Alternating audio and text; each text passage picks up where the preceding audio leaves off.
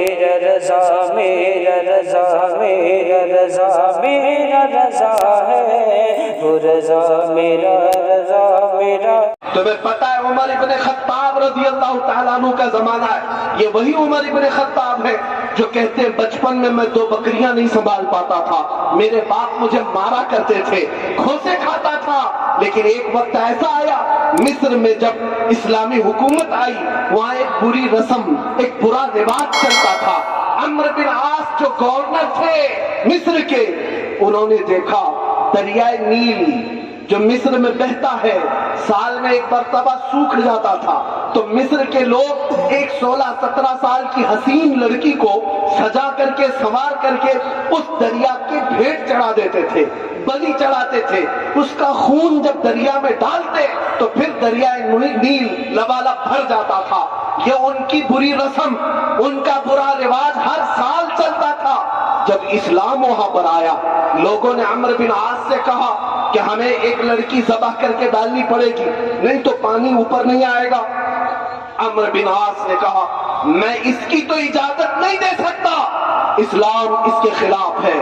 لیکن آپ نے جب دیکھا کہ حقیقت میں پانی سوکھنے لگ گیا، دریائے نیل سوکھنے لگ گیا اور نیچے چلا گیا، وہ گھبرا گئے، کیا یہ رسم و رواج کو جاری رکھنا پڑے گا؟ کیا یہ دریا کو بہانے کے لیے، پانی کو اچھال لانے کے لیے یہ بری رسم کو زندہ رکھنا پڑے گا؟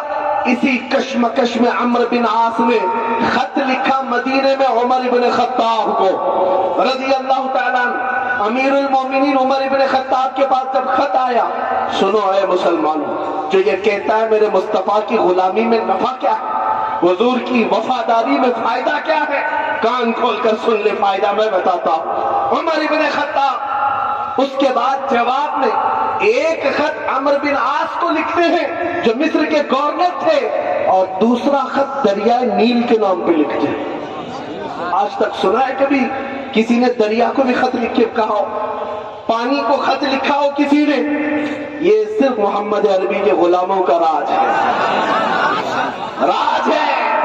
خط عمرو بن عاص کو لکھا، کہا تم نے جو کیا بالکل صحیح کیا، تم اپنی اس بات پر قائم رہو، اور ایک خط میں تمہیں بھیج رہا ہوں، یہ دریائے نیل میں دے دینا۔ دریائے نیل کو کیا خط لکھا تھا؟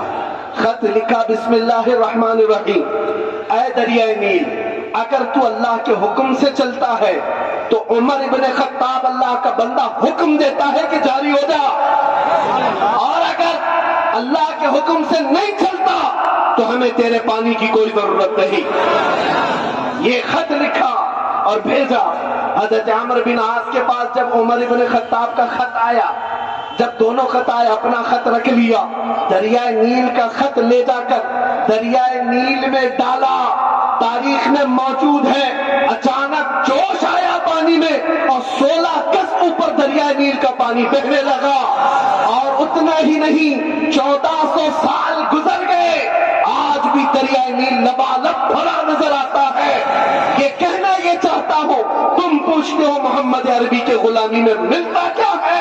ایک بار حضور کی وفاداری کر کے تو دیکھ لو، دنیا تو دنیا ہے، پانی پر بھی مولا تمہارا راج قائم۔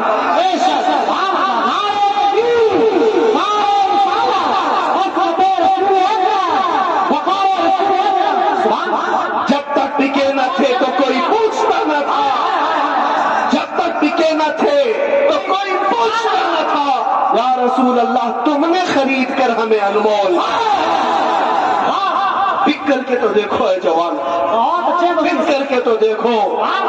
میرا یہ پیغام ہے ہر نوجوان کو، کاش ہمارے مجمع سے، ہمارے محلوں سے، ہماری بستیوں سے چند نوجوان ایسے کھڑے ہو جائیں جو عہد کر لیں، جتنے جوش میں تم نعرہ لگاتے ہو، جتنے جوش میں تم نعرہ لگاتے ہو، کاش اتنا جوش تمہارے ایمان میں آ جائے، اتنا جوش میرے مصطفیٰ کی محبت میں آ جائے، اور یہ عہد کر لو کہ میں دنیا کو یہ بتاؤں گا کہ نبی پاک صلی اللہ تعالیٰ علیہ وسلم کی محبت کی بات کرتے ہو، آج سے میں زندگی جیوں گا تو میرے مصطفیٰ کے اخلاق میں جیوں گا۔